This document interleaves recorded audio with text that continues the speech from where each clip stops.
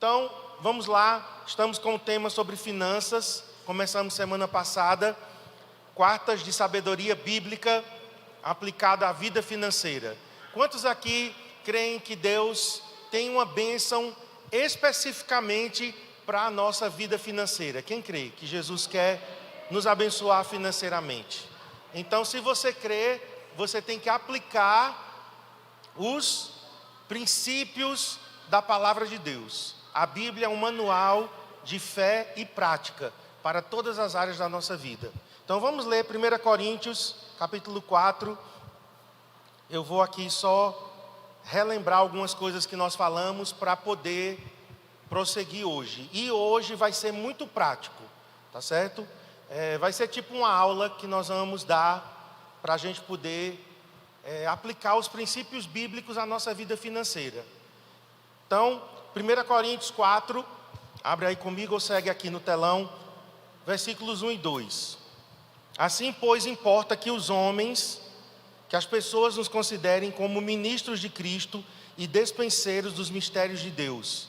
Ora, além disso, o que se requer dos despenseiros é que cada um deles seja encontrado fiel. 1 Pedro 4,10. Servi uns aos outros, cada um conforme o dom que recebeu, como bons despenseiros da multiforme graça de Deus. Então, tanto o apóstolo Paulo quanto o apóstolo Pedro, eles dizem que os crentes são mordomos.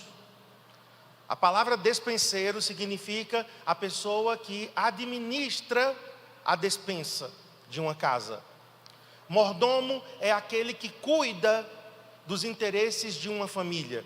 Então nós somos chamados de mordomos, despenseiros ou administradores. Isso significa, irmãos, que nada é nosso. Deus coloca em nossas mãos para a gente administrar. Então, às vezes a gente está até tentando tomar para a gente o que Deus, que na verdade é o dono. Ele é o dono de todas as coisas, né? Como dizia o meu sogro, donatário de todas as coisas, mas Ele coloca em nossas mãos para nós bem administrarmos. Então, por isso que somos chamados de administradores. O outro texto que eu li, mas eu não vou ler agora porque ele é um pouco mais extenso, mas foi semana passada, anote aí para você ler em casa, Deuteronômio capítulo 8, Deuteronômio 8, de 7 a 10 e o 18. E eu só vou ler o 18. Antes te lembrarás do Senhor teu Deus, porque Ele, é Deus, que nos dá força para adquirirmos riquezas, para confirmar sua aliança. Então, é Deus quem nos dá forças. Força aí é habilidade. Deus nos dá inteligência, Deus nos dá capacidade, né? Deus nos dá ideias, Deus nos dá saúde física também, porque sem saúde física não tem como, né, a gente trabalhar, a gente adquirir riquezas. Mas o que é que a ênfase aqui? Deus nos dá a capacidade. Essa capacidade não vem de nós mesmos. E eu falei sobre o primeiro princípio, que foi fidelidade. Coloca aí para mim. Se puder botar o retorno dos slides aqui, por favor, coloquem. Fidelidade. E aí eu li novamente 1 Coríntios, capítulo 4, o versículo 2. E agora eu vou ler na NVI. O que se requer desses administradores é que eles sejam fiéis. O que é que se requer dos administradores de Deus? Que sejam fiéis. Então a primeira característica, né, o primeiro princípio, na verdade, é que eu e você sejamos fiéis. O que é uma pessoa fiel? É alguém que recebeu uma responsabilidade e cumpre à risca. E aí eu citei o Salmo 119, verso 4. Na Nova Almeida diz assim: Tu ordenaste os teus preceitos para que os cumpramos à risca. O que é cumprir uma coisa à risca? Totalmente, 100%. Deus não quer que a gente fique dando jeitinho. Muitas pessoas, não, eu fiz 99. Isso não é à risca. Isso não é fidelidade. Fidelidade é 100%. Certo? Eu vejo até algumas pessoas querendo negociar com Deus. Não tem negócio, irmãos. A gente não vai negociar com Deus. Deus está dizendo que é à risca, certo? E eu sou do tipo seguinte, que eu faço à risca e eu ainda excedo. E eu ainda faço um pouco mais. Por quê? Porque Jesus disse que o servo que faz apenas o que o Senhor mandou, esse servo, ele é inútil. Nós temos que exceder. Gente, olha, um exemplo prático, tá? Quando eu vou dar meu dízimo, eu arredondo para cima. Eu não arredondo para baixo. Por quê? Porque eu quero ser tão fiel, mas eu quero ser mais ainda. Então se meu dízimo dá, digamos, R$100,49, pois aí eu não dou R$100,49, eu dou 101.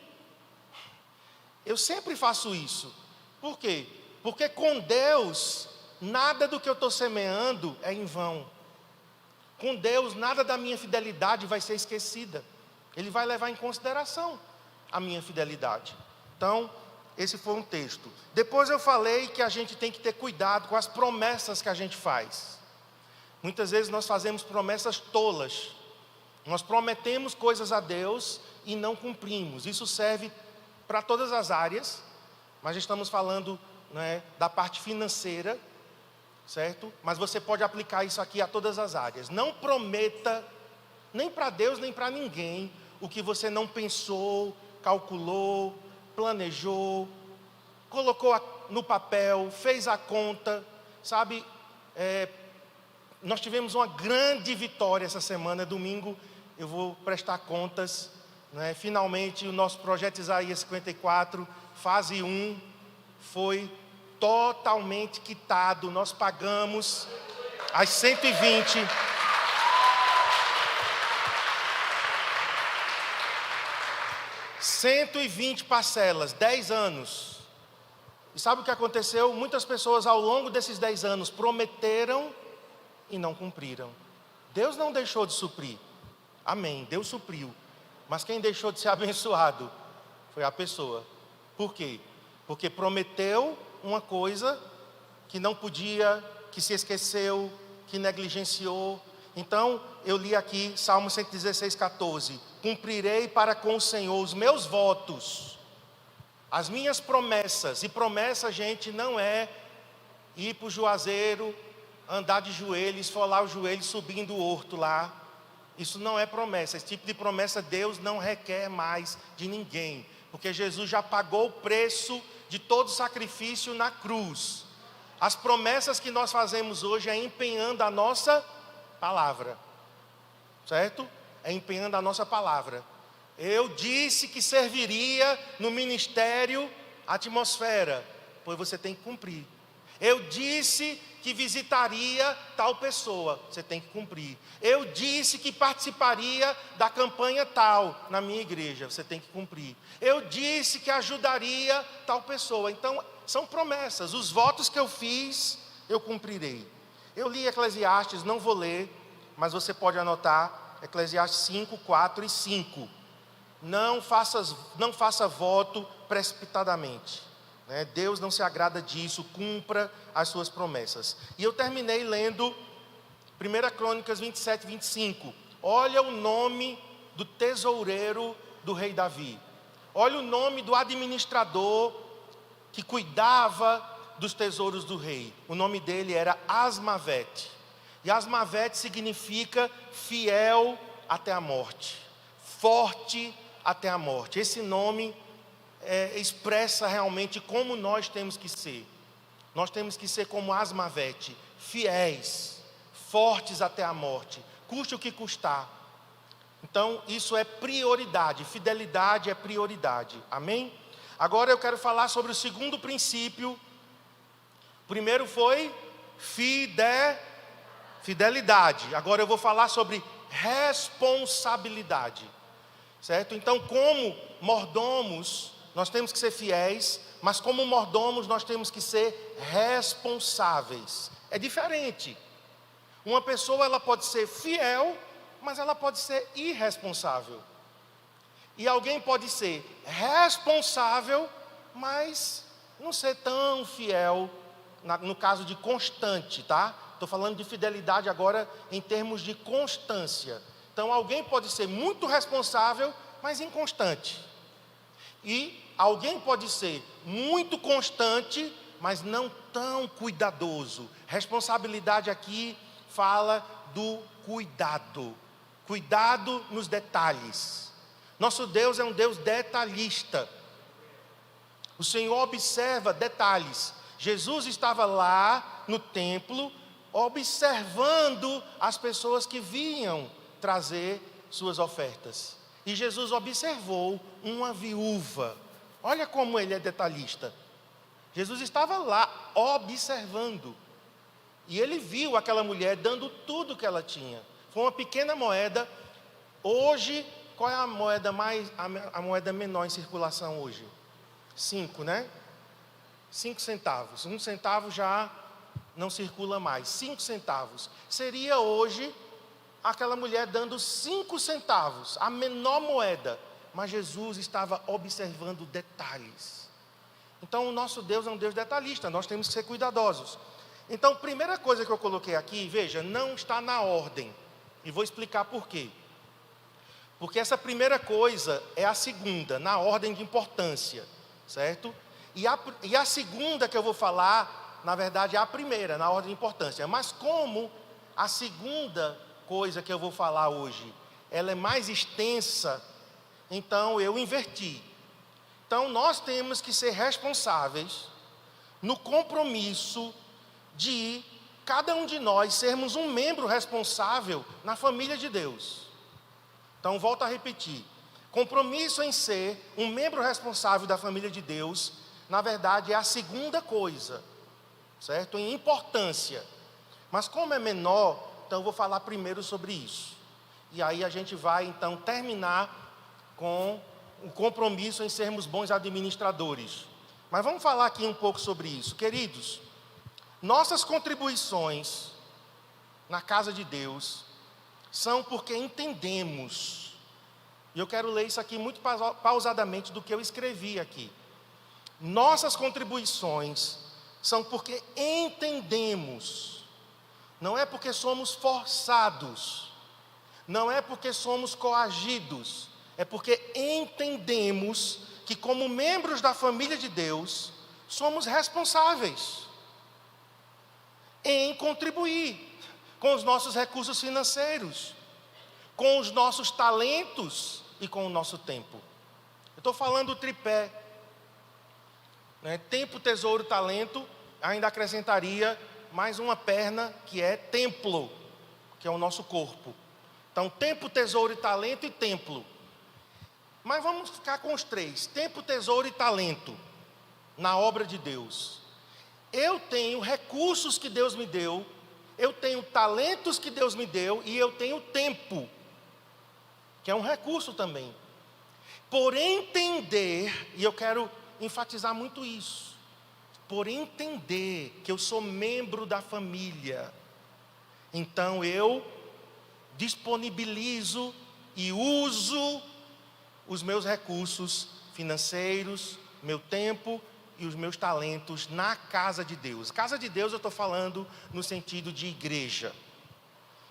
Então, quando uma pessoa, ela converte, ela é um bebê espiritual. Ela começa a ser alimentada e cresce. Deveria crescer na fé. Aí ela se batiza nas águas. A partir do momento que alguém se batiza nas águas, essa pessoa, o apóstolo Paulo diz que ela é inserida no corpo. Inserida no corpo de Cristo. Ou seja, ela se torna membro da família de Deus. Então, como um irmão mais velho cuida dos irmãos mais novos, né, e a gente ensina isso aos nossos filhos. A gente sempre disse a Adriel, né, Adriel, você é guardião do seu irmão. Você nos ajuda com o seu irmão mais novo, cuidando dele, observando, indo com ele, ficando com ele. Você cresceu, então você é um membro responsável. A partir do momento, por exemplo, que um filho nosso mora conosco, tá? Não casou ainda, mas ele agora tem a renda dele, ele deve se manter. Ele deve pagar as suas próprias despesas. Isso está acontecendo hoje com o Adriel. Pela primeira vez ele está no estágio remunerado, ganhando o dinheiro dele. Ele sempre foi estudante, então eu dava uma mesada a ele todo mês. Aí a partir de novembro, eu acho, do ano passado, Cristiano, novembro do ano passado, ele começou a ter um estágio remunerado. Então agora tu pagas as tuas despesas, tu te bancas. Sai com a namorada, com Bia, pague o lanche dela, pague o seu, pague o dela. E ele realmente tem feito isso. Por quê? Porque ele agora não é apenas um membro da família, onde era apenas cuidado. Ele agora é um membro responsável da família, porque entendeu. Olha como isso muda a nossa postura.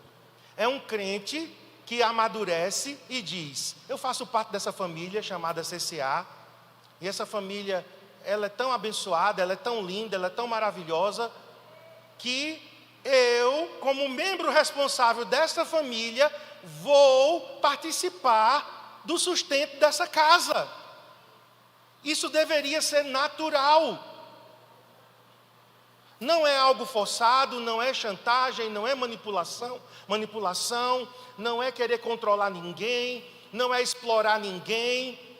É alguém que é consciente, é um membro responsável, que sabe que para que essa estrutura seja mantida, ela precisa de recursos. Então a gente não precisa chegar aqui no púlpito, e eu tenho ensinado isso, aos nossos supervisores que ministram dízimos e ofertas. Nós não precisamos chegar aqui fazendo apelando muitas vezes: gente, pelo amor de Deus, contribuam, essa casa precisa, se vocês não contribuírem, essas portas se fecham. Não, nós não precisamos fazer isso. E eu tenho ensinado: vamos falar sobre gratidão, vamos falar sobre o privilégio em contribuir. Mas, queridos, cada crente tem que acordar. Você é um membro responsável, você cresceu, você faz parte desta casa, você recebe das bênçãos espirituais. O apóstolo Paulo ensinou isso: quem recebe das bênçãos espirituais deve participar do natural. Paulo, ele ensinou isso. Então, essa parte aqui, é a segunda, tá? Eu só antecipei, porque agora eu quero realmente dedicar tempo a essa outra. Compromisso em ser um bom administrador. Porque quando eu sou um bom administrador nas minhas finanças pessoais, quando eu realmente sou fiel a Deus, aí eu sou um membro responsável da família de Deus. Eu estou consciente, do meu dever como membro de uma igreja local que eu congrego. Na igreja local que eu congrego, eu devo ser um membro responsável ali. Minhas contribuições devem ser ali. Por exemplo, tem gente que congrega em uma igreja local e fica mandando dízimo para o ministério do missionário, não sei de onde, lá de São Paulo. Isso não é um membro responsável da família. Poxa, tu é alimentado aqui, você bebe dessa água aqui, água espiritual que eu estou dizendo, tá? Não é um copo de água que você bebe ali de um bebedouro, não. Mas você recebe daqui, pois é aqui que você tem que semear, é aqui que você tem que devolver. Foi isso que o apóstolo Paulo ensinou. Você pode até dar alguma oferta, uma oferta extra. Gente, para vocês terem ideia, tem pessoas que chegaram para mim e disseram: pastor, eu não sou membro dessa igreja, eu estou numa igreja tal, eu posso dar meu dízimo aqui? Sabe o que foi que eu disse? Não, você tem que dar o seu dízimo onde você é alimentado espiritualmente. Se eu fosse um aproveitador, tipo dos que tem por aí, que só está interessado no dinheiro e no dízimo das pessoas, Eu digo, o quê? Traz logo, homem. Oxente, aqui mesmo, é agora. Não. Eu digo, não. Onde você congrega? Qual é a igreja que você recebe alimento espiritual? É lá que você deve semear. Mas vamos então para esse aqui. Compromisso em ser um bom administrador. Olha, queridos, nós vamos ser muito práticos agora, tá? Que alguém pode dizer, o pastor agora está dando aula, de finanças, e realmente vai ser uma aula de finanças, certo? Então, eu sei que a hora está um pouco avançada, mas eu espero que em 20 minutos eu consiga falar. Então, Deus nos dá posses, Deus nos dá riquezas para nós administrarmos. Somos mordomos. Deus é dono de tudo e coloca em nossas mãos para que a gente desfrute delas. Nós podemos desfrutar das coisas que Deus nos dá, mas também para que a gente reparta. O administrador estava situado entre o cabeça da família e a família. Então, o administrador era aquela pessoa que estava entre o dono da casa e a família. E ele fazia essa ponte. Ele devia explicações apenas ao proprietário. E ele tinha uma certa autonomia para tomar algumas decisões sozinho. Olha como o proprietário confiava nessa pessoa. O maior exemplo de administrador na Bíblia, inclusive li hoje sobre esse homem. Hoje de manhã estávamos aqui, estamos na quarta-feira de oração e jejum, e hoje eu estava lendo a história de José. Todas as vezes que eu leio a história de José, eu sou tocado, eu sou confrontado, eu sou emocionado, eu choro com a história de José. Hoje de manhã eu estava aqui chorando de novo, lendo a história de José. Mas José se destaca como um bom administrador. Então vamos ler Gênesis 41. Gênesis 41, 33 a 37. O contexto, para quem não conhece a história, é o seguinte: José, ele era hebreu, foi vendido como escravo pelos seus próprios irmãos por inveja, foi parar no Egito, e no Egito ele foi trabalhar em uma casa como mordomo, mas a mulher, o faraó também deve estabelecer supervisores. Ele vai, olha o plano desse homem. Coloque um faraó, que vai ser o segundo no Egito. E abaixo dele coloque supervisores para recolher 1/5. Quem é bom de matemática aí? 1/5 significa o quê? 20%. 20% da colheita do Egito durante os 7 anos de fartura. Eles deverão recolher o que puderem nos anos bons que virão e fazer estoques de trigo, que, sob controle do faraó, serão armazenados na cidade. Esse estoque servirá de reserva para os 7 anos de fome que virão sobre o Egito, para que a terra não seja arrasada pela fome. E o verso 37 diz, o plano.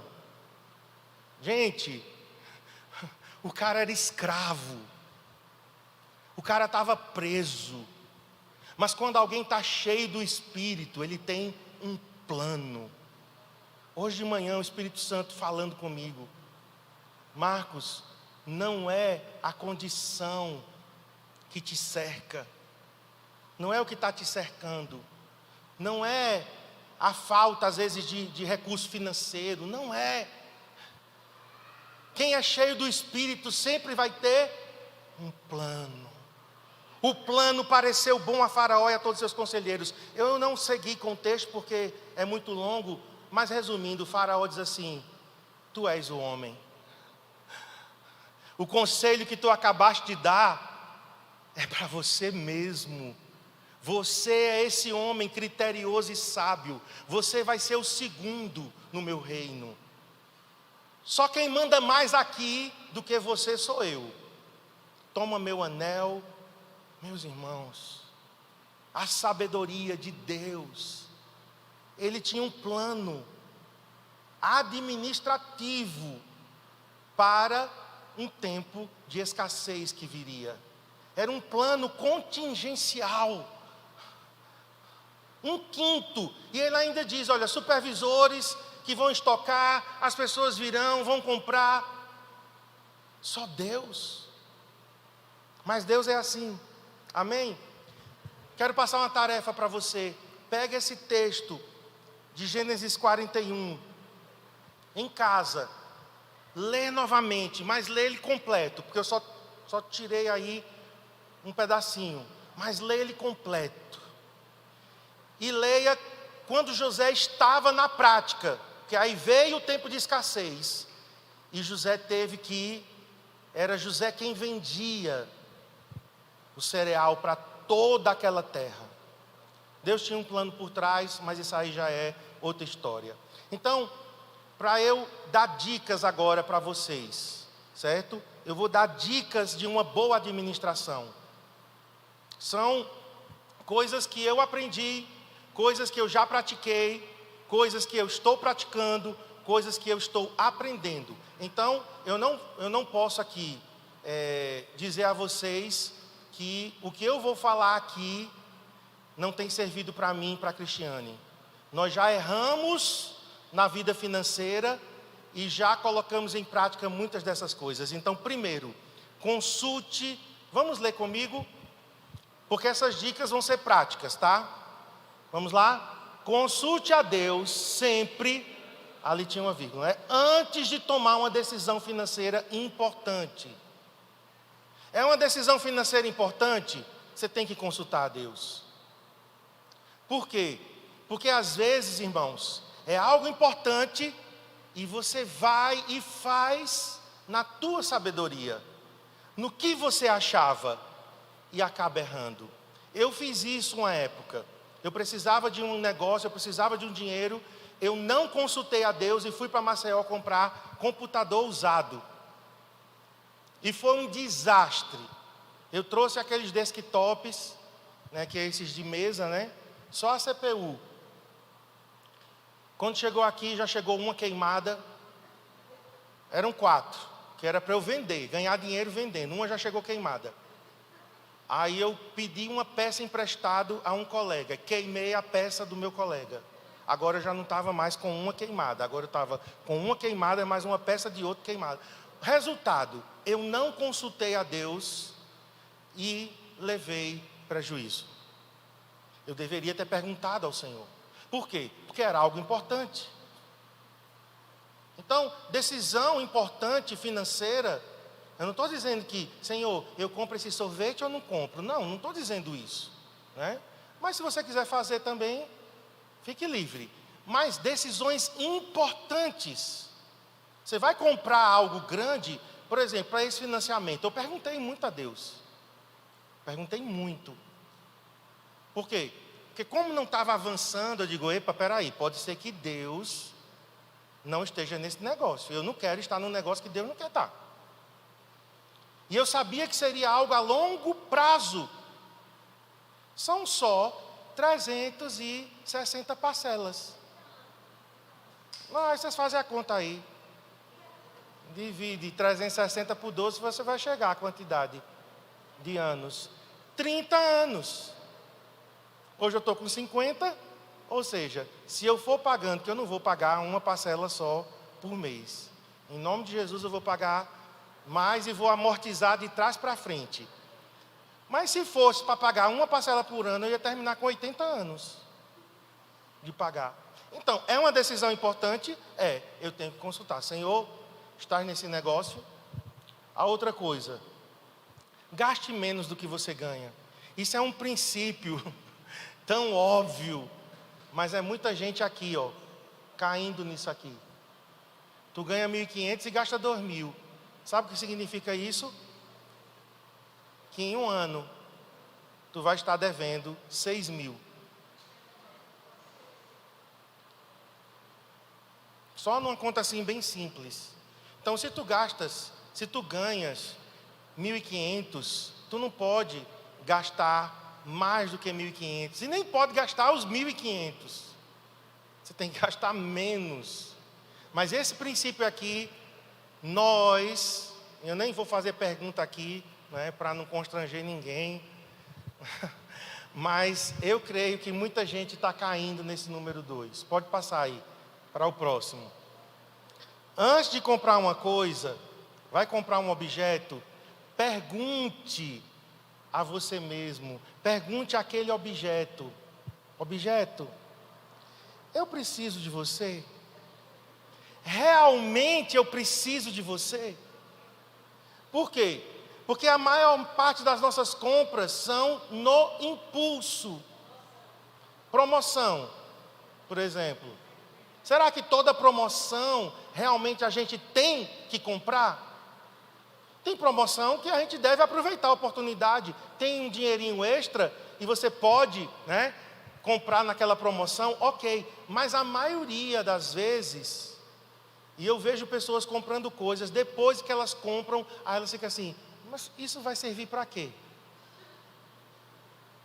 Elas percebem que compraram uma coisa desnecessária. E eu vou falar uma coisa aqui, eu sei que tem muitos vendedores aqui, mas eu vou ter que falar, Desculpa os vendedores. Mas os vendedores, eles estão para vender. Eles foram treinados para vender, eles precisam vender. Então significa, querido, que o vendedor, ele vai empurrar com força. Ele vai dizer que você precisa. Ele vai dizer que sem aquilo você não é feliz. Ele vai dizer, olhe, o vendedor, ele vai de todas as formas. Então, qual é o certo? Quer comprar uma coisa? Pensa antes, não compra. Deixa passar um dia, deixa esfriar. Já aconteceu isso comigo. Deixa esfriar. Eu lembro que eu queria trocar carro de todo jeito. Eu queria trocar o carro. A gente estava com o Uno Mille. Eu queria trocar o carro, eu vou trocar esse carro. Minha cunhada, como boa, ela é muito boa vendedora. Agora ela não está mais vendendo carro, mas ela era muito boa. Ela ligou para mim: Marcos, tem um carro aqui, você precisa ver. Agora sim, tu tem que andar nele. Você tem que entrar. Até o cheiro do carro, quando você entrar, tu vai ser seduzido pelo carro. E eu fiquei, eu vou comprar. Mas aí eu fui orar. Eu fui perguntar a Deus. E eu lembro que eu liguei o computador e eu fui acessar o meu e-mail e apareceu um banner de propaganda no e-mail dizendo assim: hoje não é dia de comprar carro.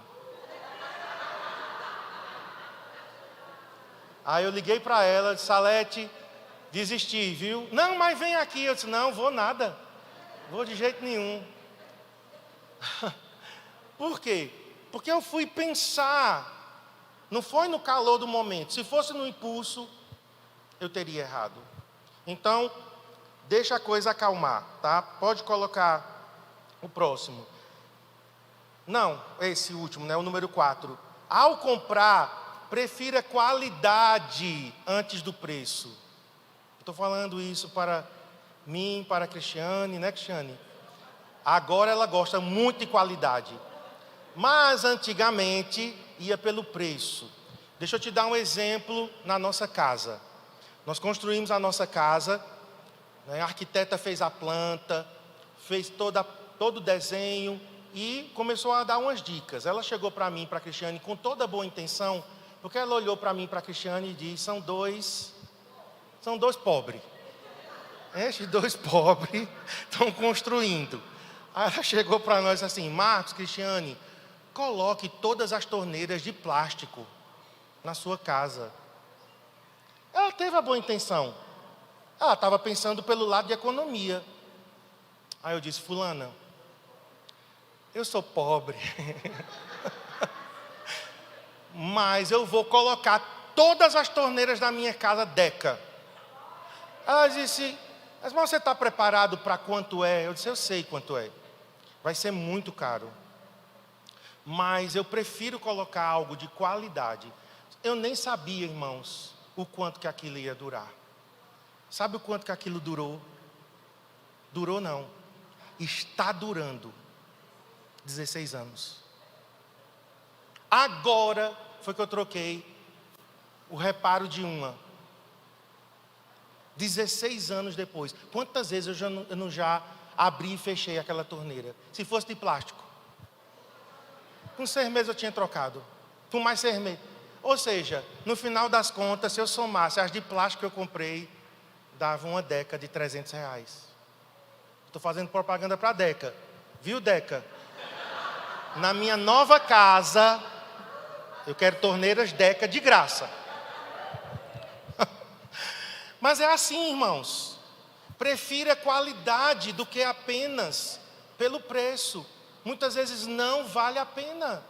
O que você compra é barato, mas vai se acabar rapidamente. Aí tu tem que comprar outro. E quando você soma, era o valor de um de qualidade. Beleza?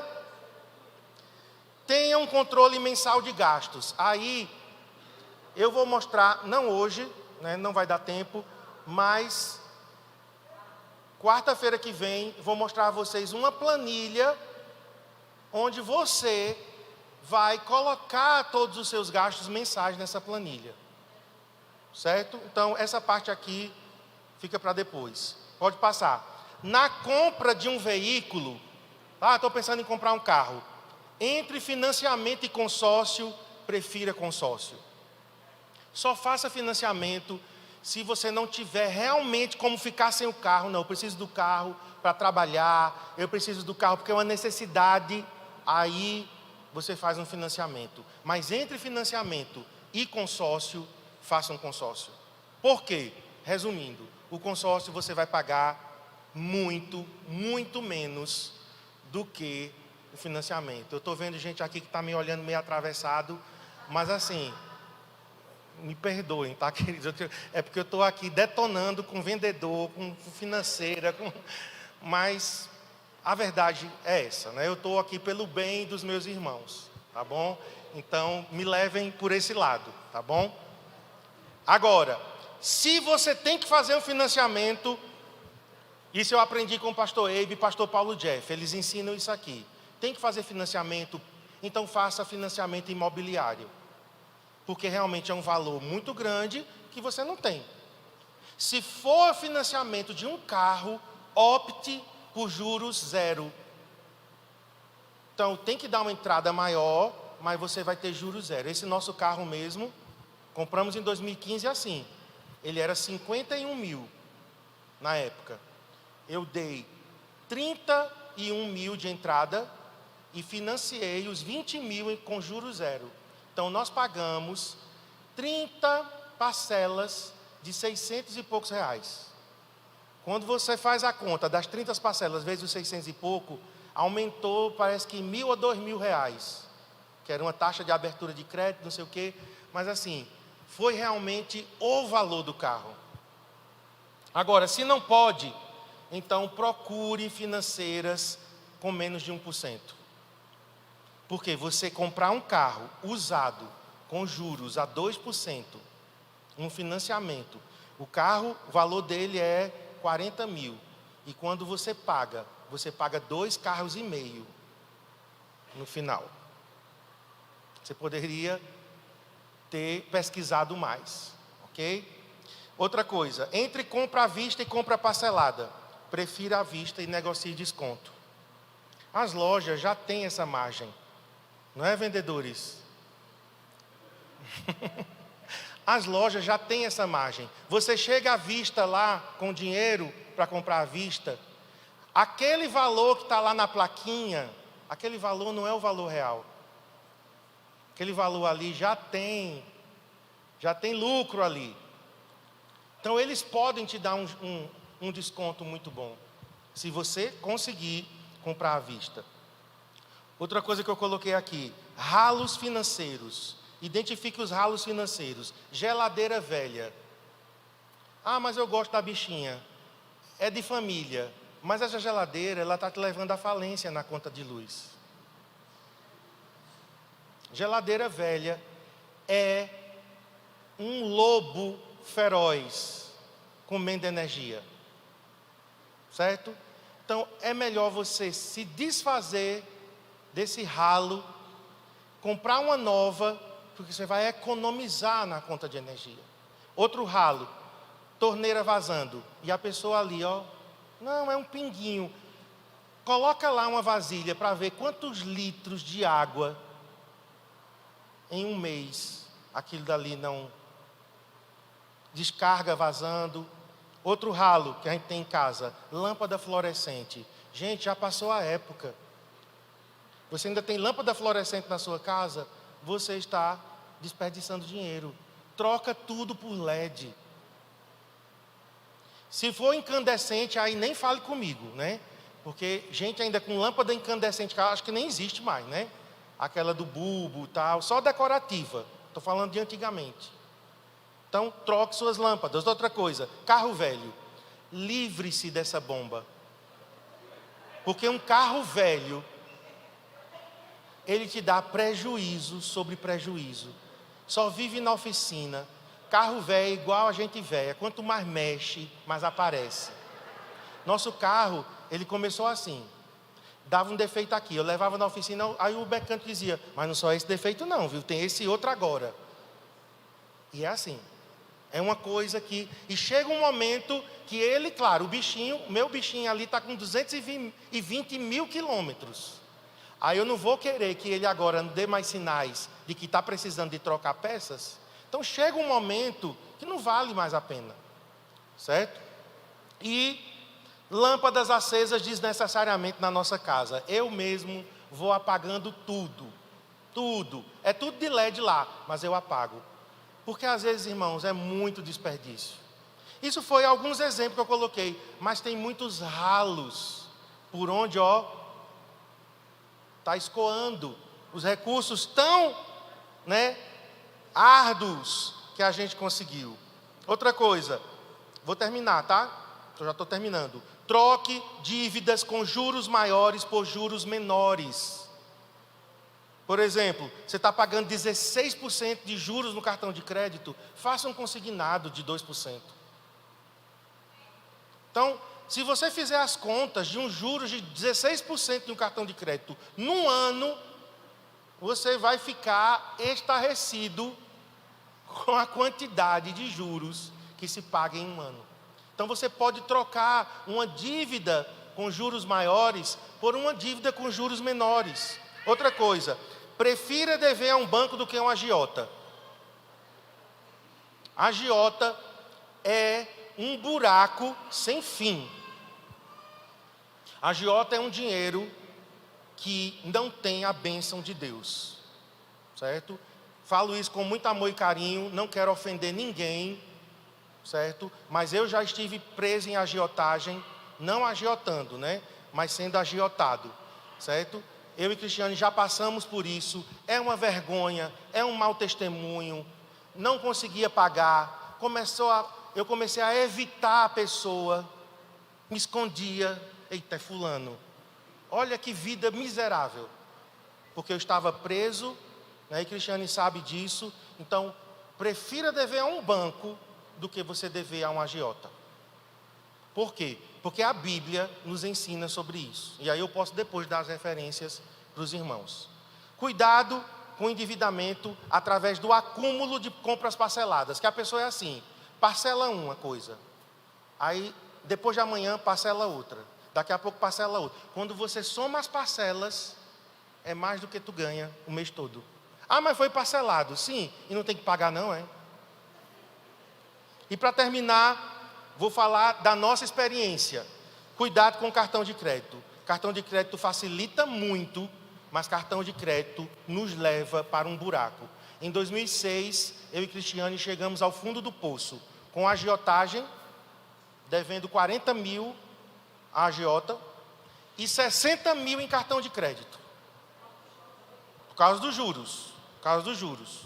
A dívida de 7 mil em um cartão... 2 cartões que nós tínhamos, cada um com 7 mil reais. Foi para 60 mil. Então assim, queridos, eu estou falando de algo que nós vivemos. Então, essa palavra está sendo muito prática, porque eu acredito que nós precisamos disso. Se eu tivesse alguém que tivesse me ensinado essas coisas aqui, lá naquela época, provavelmente a gente tinha errado muito menos. Então, cuidado com o cartão de crédito. Pague sempre a fatura total. A partir de lá, eu tenho um cartão de crédito. Mas nunca mais eu fiquei pagando o mínimo. Nunca mais. Eu pago a fatura total. E os bancos ainda fizeram o favor do seguinte: quando você não paga a fatura total, 5 dias depois, ele pega o teu saldo devedor e parcela em 24 meses. Às vezes eu não conseguia pagar no dia a fatura. Aí eu ia pagando, aí o banco vai e parcela. Eu ligava: olhe, cancele esse parcelamento. Eu não autorizei esse parcelamento. Não, mas é uma regra do Banco Central. Não quero não. Cancele, porque eu vou pagar o cartão todo esse mês. Não, senhor, mas é 24 suaves prestações. Não quero. Eu quero pagar o cartão todo esse mês. Então não aceite isso. Certo? Eu tive que pegar cartões de crédito e cortá-los. Eu peguei os nossos cartões uma época e cortei todos eles. Aí ficamos sem cartão um bom tempo. Aí depois a gente voltou. Então, sempre paga a fatura total. Outra coisa, não se iluda com o limite. Meu Deus, tem gente que tem um limite no cartão de crédito e acha que aquele dinheiro é seu. Olha para mim, você está maluco? Como é que tu vai achar que aquele limite é teu? Aquele limite não é seu. Aquele limite é o banco que está te dando para tu te endividar. Ah, meu cartão de crédito é 30 mil limite. Sim, mas não é seu. Você só pode comprar no cartão de crédito 30% da sua renda. Ah, minha renda é 3 mil. Pronto, então tua fatura de cartão só pode ser R$900. No máximo. Um salário mínimo, alguém faz a conta aí para mim, né? 1.400 vezes 30%. 1.400 vezes 30%. 420. Quem ganha salário mínimo, sua fatura de cartão não pode passar de R$400. É chocante isso. Mas a gente se ilude. Outra coisa, não compre combustível e comida em cartão de crédito e ainda parcelado. Misericórdia. Como é que você vai fazer uma coisa dessa? Combustível é uma coisa que a gente coloca sempre. Aí tu vai parcelar combustível. Comida, a gente come todo dia. Como é que você vai comprar no cartão e parcelar no cartão comida? Eu já fiz essa... Gente, tudo isso aqui que eu li para vocês, tudo, sem exceção, viu? São 13 coisas. Tudo isso eu já errei. Em todas as 13. Então, eu posso falar. E eu quero terminar, então, orando por nós. Para que Deus nos dê libertação financeira. Amém? Que Deus realmente nos livre, nos liberte. Fique em pé, por favor.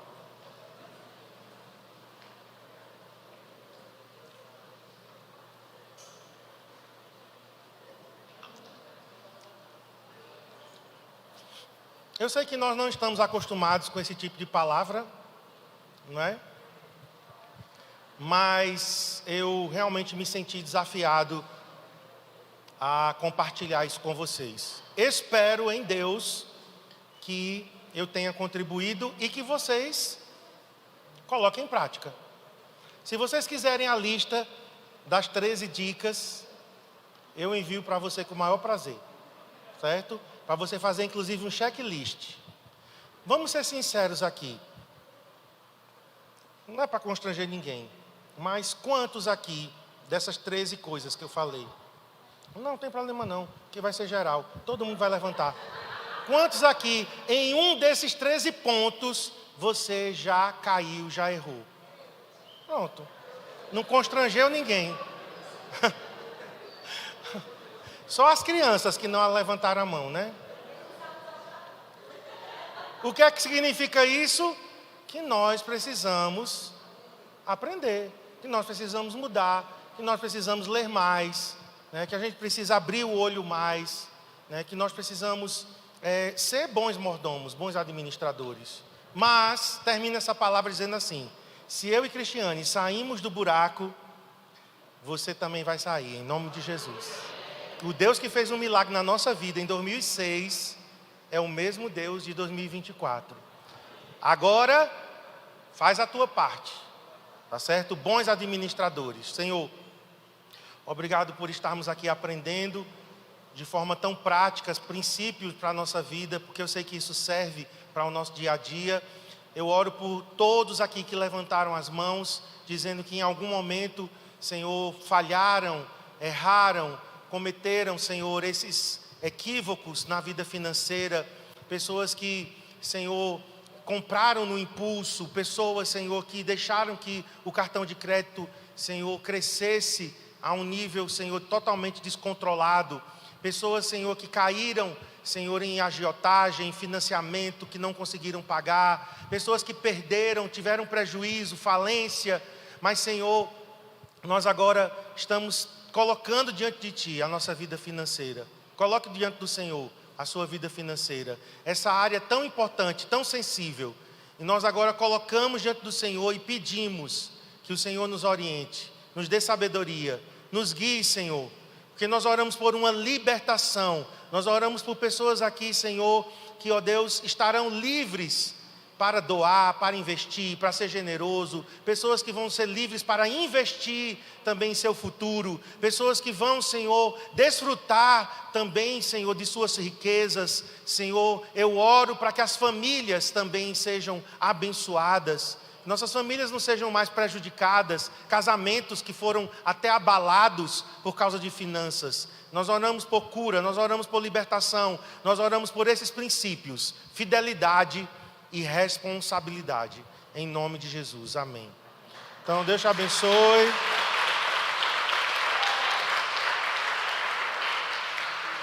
Até domingo, até sábado, pessoal da Flame, até domingo nos cultos.